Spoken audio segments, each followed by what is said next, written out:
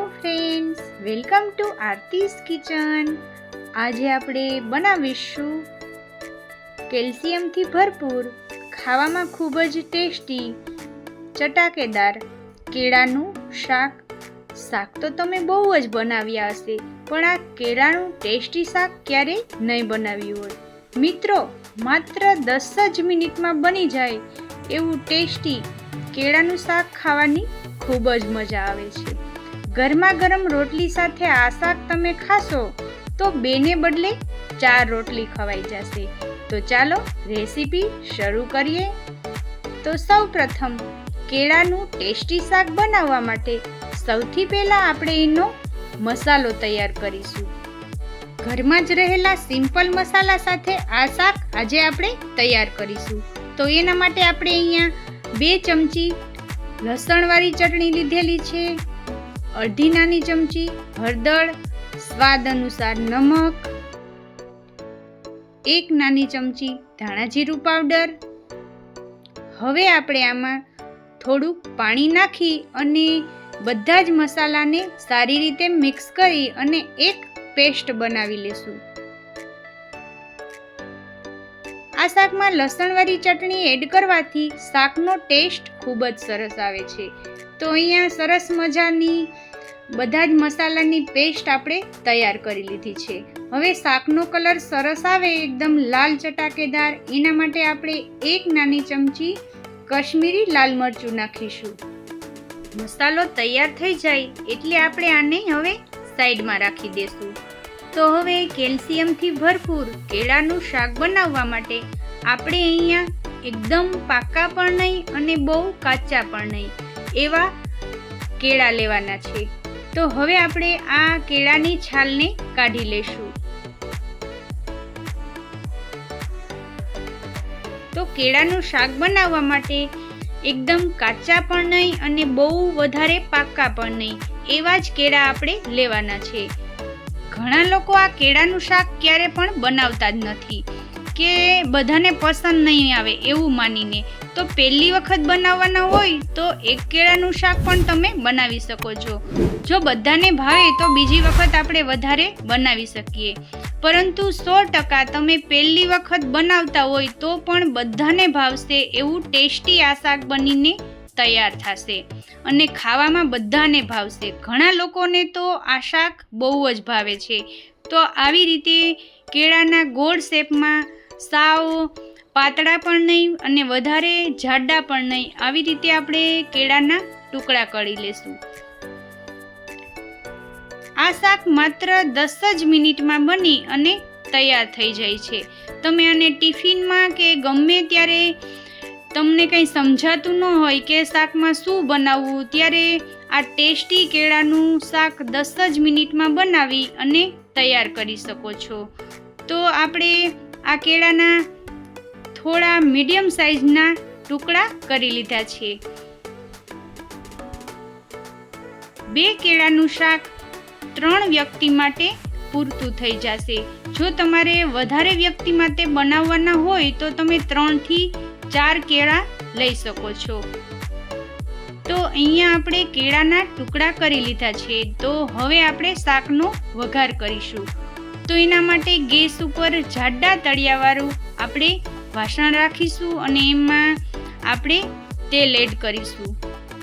તેલ ગરમ થાય એટલે એમાં 1 નાની ચમચી રાઈ ફૂટવા લાગે પછી આપણે એમાં 1 ટીસ્પૂન જેટલું જીરું ઉમેરીશું અને 1/4 ટીસ્પૂન જેટલી હિંગ ઉમેરી અને શાકનો વઘાર કરીશું। આ શાક આજે આપણે સિમ્પલ મસાલા સાથે તૈયાર કરશું, પરંતુ તમારે આમાં ખડા મસાલા કે કંઈ નાખવું હોય વઘારમાં તો પણ એડ કરી શકાય।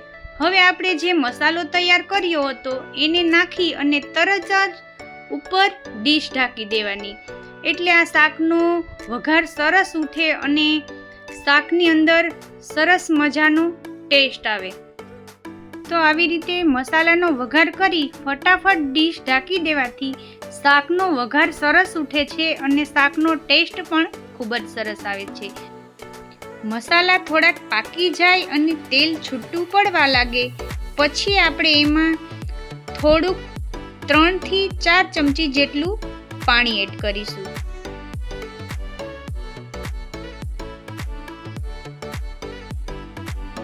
તો આવી રીતે થોડુંક પાણી એડ કરી અને આ મસાલાને વઘાર સાથે થોડીક વાર ઉકળવા દેવાનો છે. 1-2 મિનિટ જેવું આ મસાલો અને પાણી એકદમ સારી રીતે ઉકળી જાય પછી આપણે આમાં કેળા એડ કરવાના છે. કેળા એકદમ સોફ્ટ હોય છે અને ફટાફટ ગળી જાય છે અને શાક પણ ફટાફટ બની જાય છે અને કેળા ચડી જશે. એટલે આવી રીતે પહેલાં વઘાર કરી અને વઘારને સરસ રીતે પકાવી લેવાનો. તો હવે 2 મિનિટ જેવું થઈ ગયું છે અને મસાલો અને પાણી સરસ રીતે ઉકળી ગયા છે. તો વઘાર તૈયાર થઈ જાય પછી આપણે એમાં કેળાને એડ કરીશું અને હળવા હાથે મિક્સ કરી લેવાનું.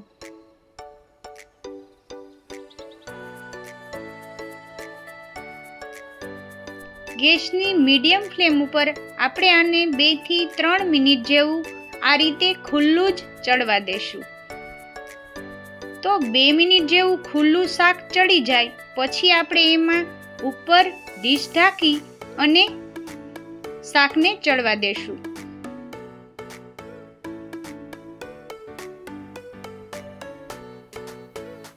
તો 2 જ મિનિટમાં કેળા થોડા ઘણા સોફ્ટ થઈ ગયા છે. હવે આપણે આને ઉપર ડીશ ઢાંકી અને ગેસની ફ્લેમ સાવ સ્લો રાખી અને ચડવા દેશું.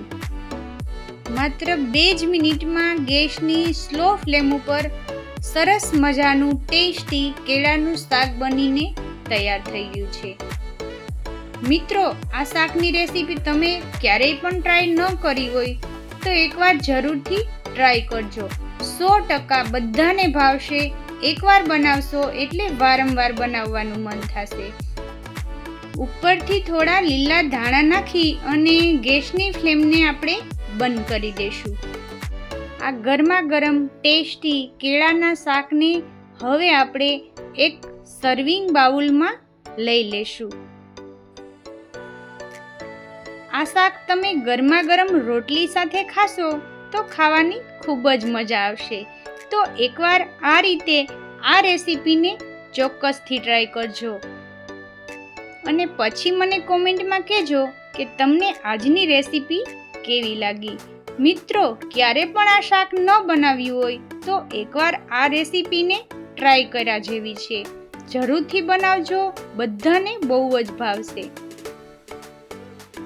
જો તમને મારી રેસીપી પસંદ આવી હોય, મારો વિડીયો પસંદ આવ્યો હોય અને ચેનલ પર નવા હોય તો વિડીયોને લાઈક કરજો અને ચેનલને સબસ્ક્રાઈબ કરી પાસે આપેલું બેલ આઇકન ચોક્કસથી દબાવજો. એટલે નવી નવી રેસીપીના નોટિફિકેશન તમને તરત જ મળી જાય. આવી જ એક અવનવી રેસીપીના વિડીયો સાથે ફરી મળીશું. જય માતાજી. Thanks for watching.